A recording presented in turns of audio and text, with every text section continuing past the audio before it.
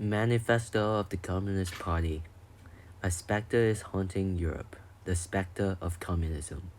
All the power of old Europe have entered into a holy alliance to exorcise this specter. Pope and Tsars, Mutnik and Goetz, French radicals and German police spies. Where's the party in opposition that has not been described as communistic by its opponent in power? Where is the opposition that has not hurled back the branding approach of communism against the more advanced opposition party as well as against the reactionary adversary? Two things result from this. One, communism is already acknowledged by all European power to be itself a power. Two, it is high time that communism should openly, in the face of the world, publish their views, their arms, their tendencies, and meet the necessary tales of specter of communism with a manifesto of the party itself. To this, communists of various nationality have assembled in London and sketched the following manifesto to be published in the English, French, German, Italian, Flemish, and Danish language. Bourgeoisie and proletarian. The history of hitherto existing society is the history of class struggles, free man and slave, patrician and plebeians, lord and serf, guildmaster and gentleman. In a word, oppressor and oppressed, stood in a constant opposition to one another, carry on an uninterrupted, now hidden, now open fight, a fight that each time ended either in revolutionary reconstitution of society at large, or in the common ruin of the contending class.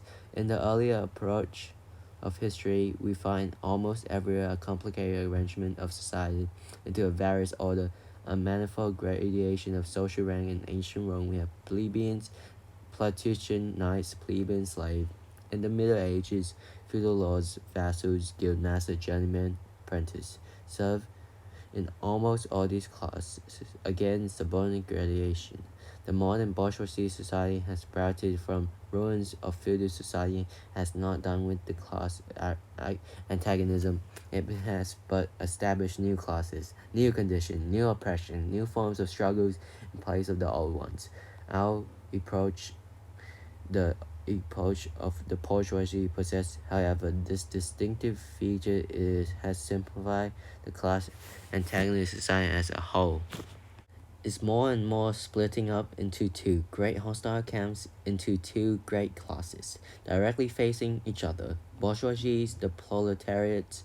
From the serf of the Middle Ages sprang the chartered the burgher of the earliest towns. From these burghers, the first element of the bourgeoisie were developed. The discovery of America, the rounding of the Cape, opened up fresh ground for the rising bourgeoisie, the East Indians and Chinese market, the colonization of America, trade with the colonies, the increase in means of exchange and in commodities generally gave to commerce, to navigation, to industry, an impulse never before known, and thereby to the revolutionary element in tottering feudal society, a rapid development. The feudal system of industry under which industrial production was monopolized by closed guilds now no longer suffice for the growing wants of the new market. The manufacturing system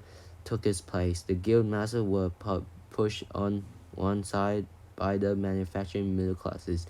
Division of labor between different corporate guilds vanished in the face of division of labor in each single workshop. Meantime, the market kept ever growing, the demand ever rising. Even manufacturers of no longer surface.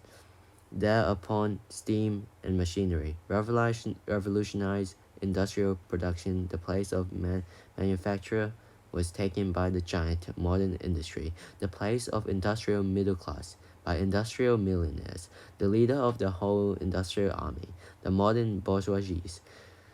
Modern industry has established the world market for which the discovery of America paved the way. This market has given an immense development to commerce, to navigation, to communication by land. This development has in its time reacted to the extension of industry and its proportion as industry, commerce, navigation, railways extended. in the same proportion. The bourgeoisie developed and increased its capital and pushed into the background every class handed down from the Middle Ages. We see, therefore, how the modern bourgeoisie itself, the product of a long course of development, of a series of revolutions in the mode of productions and exchange. Its steps in the development of the bourgeoisie was accompanied by corresponding political advance of an class, an oppressed class under the sway of feudal nobility, an armed self-governing association in medieval commune, that independent urban republic as in Italy and Germany, the taxable third estate of the monarchy as in France. Afterward, in the period of manufacture proper, serving either the semi-feudal or absolute monarchy as a counterpoise against the nobility and, in fact, cornerstone of the great monarchies. In general, the bourgeoisie has at last, since the establishment of modern industry and of world markets, conquered for itself the modern represented state's exclusive political sways. The executive of the modern state is but the committee for managing the common affairs of the whole world. The bourgeoisie historically has played a most revolutionary part. The bourgeoisie, whether it has got the upper hand, has put an end to all feudal, patriarchal, idealistic relations. It has pitiless, fuck's sake, how do you pronounce that? Torn asunder the mortuary feudal ties that bound man to his natural superiors, and has left remaining no other nexus between man and man than naked self-interest. The Colossus cash payment has drowned the most heavenly exercise of religious fervor, of chivalry, enthusiasm, and Philistine sentimentalism in the icy water of egotistical calculation has resolved personal worth into exchange values, and in place of numberless and indefeasible charter freedom has set up that single unconscious freedom, free trade in one word, for exploitation, vile by religious and political illusion, naked, shameless, direct, brutal exploitation. The bourgeoisie has stripped of its halo every occupation, had heritable honor, and looked up to the reverent awe, and has converted the physician, the lawyer, the priest, the poet, the man of science into its paid wages laborers. The bourgeoisie has torn away from the family its sentimental vow, has reduced the family relation to a mere money relation. The bourgeoisie has disclosed how it came to pass that the brutal displays of vigor in the Middle Ages, which reactionists so much admire, found its fitting complement in the most slothful indulgence. It has been the first to show what man actively can bring about. It has accomplished wonders far surpassing Egyptian pyramids, Roman aqueducts, and Gothic cathedrals.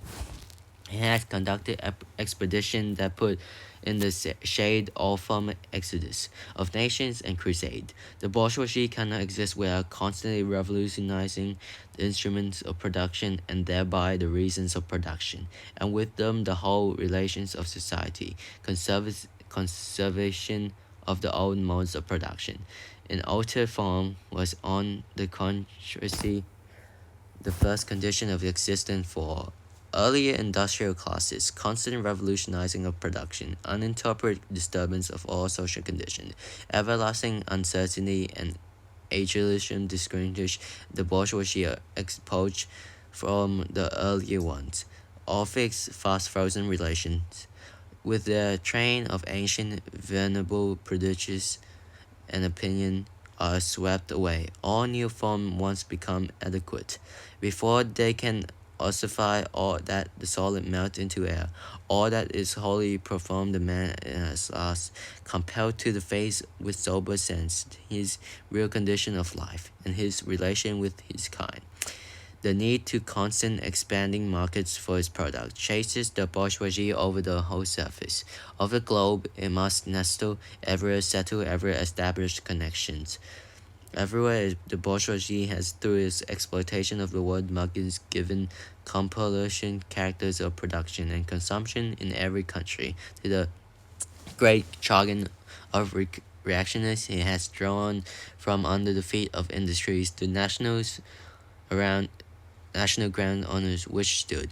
All established national industry has been or daily being destroyed.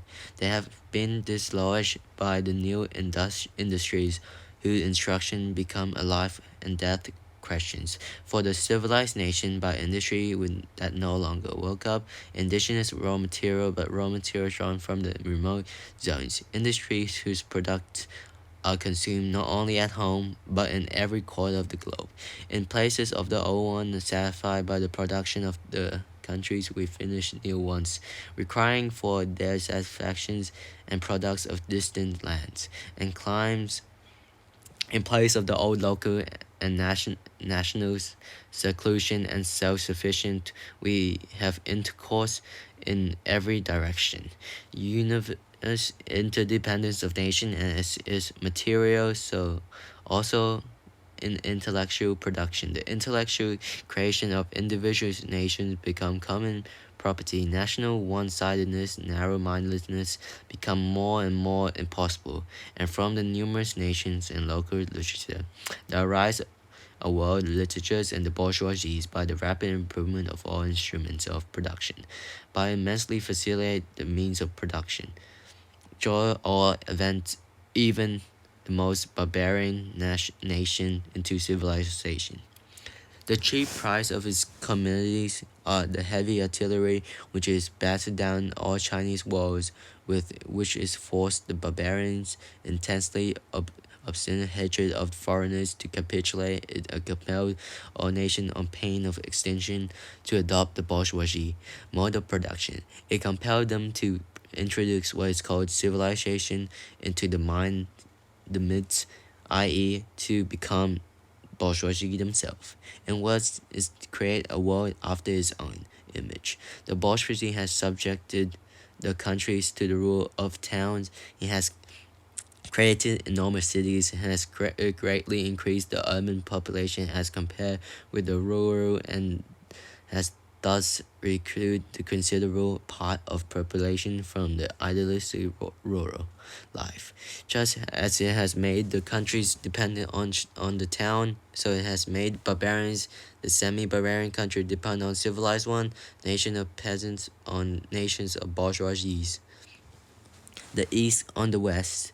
The bourgeoisie keep more and more doing away with the scattered state of population of the means of production and property of agglomerate production, and has concentrated property in a few hands. The necessary consequences of was not political, fuck me,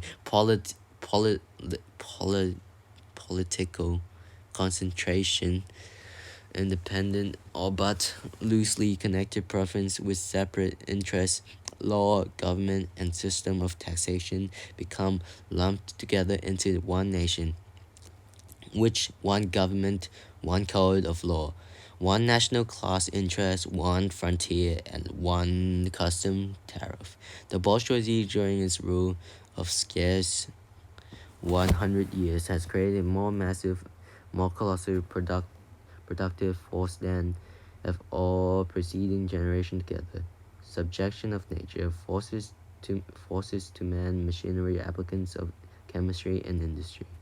The agriculture system, navigation, railways, electrical, telegraph, clearing of the whole continent for cultivation, canalism of river, whole population controlled out of the ground. That earlier century has had even a presentiment that such productive forces slumbered in the lapse of social labor. We see then the means of production and of exchange on whose foundation the bourgeoisie built itself up were generated in feudal society. At a certain state in the development of the means of production and exchange of condition under feudal society. At a certain stage in development of these means of productions and of exchange, the condition under which feudal society produced the exchange, the feudal organization of agriculture and manufacturing industry in the world. The feudal relations of property became no longer compatible with the already developed productive force. They became so many fatter. They had to be burst asunder. They were burst asunder into their places, stepped free competition accompanied by a social and political constitution adapted to it, and by the economical and political sway of the bourgeoisie class. A similar movement is going on before our own eyes. Modern bourgeoisie society, which is relation of production of exchange and of property society that has controlled such a gigantic means of production and the exchange of his and the sorcerers who is no longer able to control the power of the netherworld whom he has called up by his spells. For many decades past, the history of industry and commerce is the history of the revolt of modern productive force against the modern condition, a product against the property relation that a condition to for the existence of the bourgeoisie and of its rule. It is enough to mention the commercial crises that by their periodical return put on the trials each time more threateningly the existence of the entire bourgeoisie society, and cries a great part not only of the existing product but also of the previously created productive force, are periodically destroyed in these cries.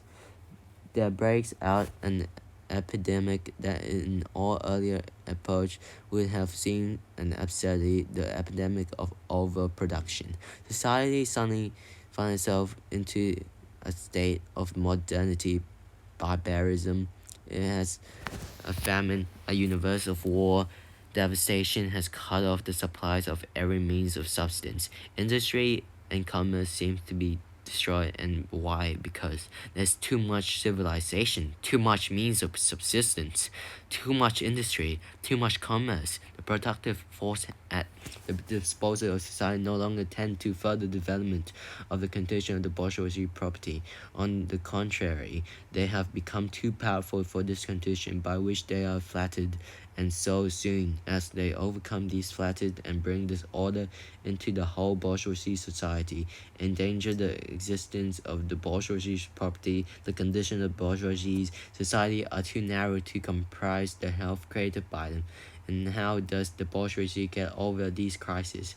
On the one hand, enforced destruction of mass productive force, on the other by the conquest of new markets, and by the more through exploitation of the old ones, that is to say, by paving the way for more extensive and destructive crimes, and by demolition, the means whereby Christ prevented the weapons which the bourgeoisie felt feudalism to grant are now turned against the bourgeoisie itself. But not only has the bourgeoisie forged the weapons that bring death to itself, it also called into existence the men who are to wield those weapons, the modern working class, the proletarians, the proportion as the bourgeoisie, i.e. capital is developed. In the same proportion is the proletariat, the modern working class develop a class of laborers live only so long as they find work, and who finds only work so long as their laborers increase capital. These laborers who must sell themselves piecemeal a commodity like every other article of commerce, and are consequentially exposed to all the vicissitudes of competition, to all the fluctuation of markets.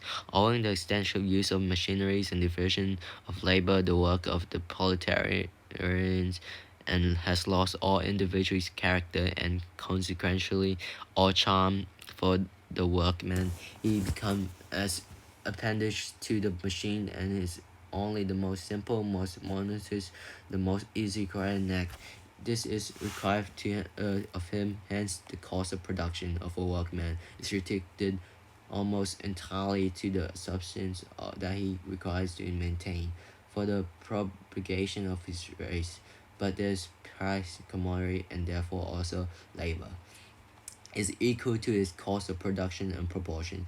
Therefore, as repulsiveness of work, the work increase, the wage decrease, nay more in production. As the use of machinery and division of labor increases, the same proportion and burden of toil also increases, whether by prolongation of the working hours, by increase of the work extracted in a given time, or by increased speed of machinery, etc. Modern industry has converted the little workshop of America into a great factory of industrial capitalists. Masses of labor gathered into factories are organized like soldiers.